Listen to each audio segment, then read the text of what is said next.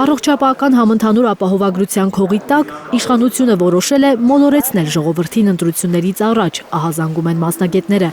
Կարևոր նախագիծն արդեն խորհրդարանում է, բայց այն մեծ անորոշություն է առաջացրել։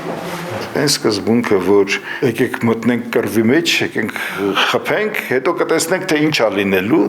այդ սկզբունքը չի աշխատելու այստեղ։ Հետո կարող է շատ վատ լինի։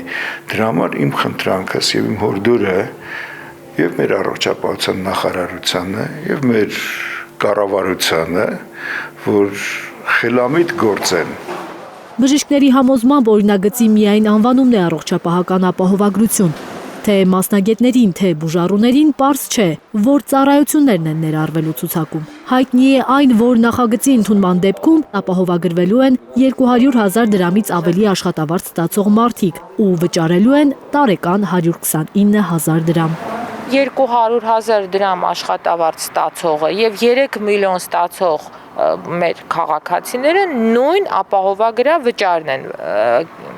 վճարելու եւ տոկոսային հարաբերությամբ այդպես է ստացվում, որ աղքատները վճարելու են հարուստների ապահովագրության համար։ Համընդհանուր ապահովագրության մասին անորոշ նախագիծը մեծ հաշվով պետպատվերը վճարովի դարձնելու ծրագիր է, նկատում են մասնագետները։ Ստացվում է այնինչ, որ արվել է այսօր պետպատվերով,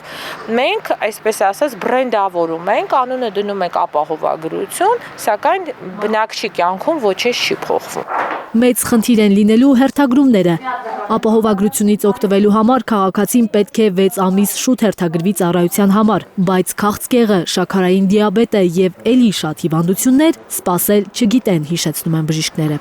Մի շատ վտանգավոր կետ են դրել հերթագրումները, ապահովագրվածները մինչև 6 ամիս պետք է հերթագրվեն, եթե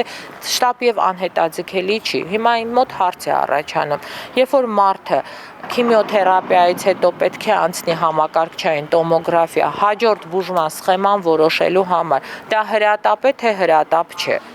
Չի կարելի պարալիզացնել ամբողջ առողջապահական համակարգը հանուն ընտրություններում հաջողության։ Բժիշկները զգուշացնում են, այս ոլորտում ցանկացած չստուգված քայլ վնասակար է համընդհանուր առողջությանը։ Կան որոշակի մտորումներ, որ այս ամեն ինչը ունի նաև նախընտրական բաղադրիչ է, բայց պատկերացնում եք, եթե սկսվի, ֆալստարտ տարվի եւ չհիմնավորված դեպքում չհաջողի ընտրություններից 2 ամիս առաջ, 3 ամիս առաջ չհաջողի, դա շատ լուրջ հարված կլինի ներկա գործող իշխանությունների ռեյտինգին։ Զարուհի Սահակյան, Հենրիկ Համազասպյան եւ Էլեն Յահինյան, Հայլուր։ Հայաստանում ու աշխարհում տեղի ունեցող իրադարձությունների մասին առաջինն իմանալու համար բաժանորդագրվեք մեր ալիքին, սեղմեք զանգակը, որ բաց չթողնեք ամենահրատապը, կարևորն ու հետաքրքիրը։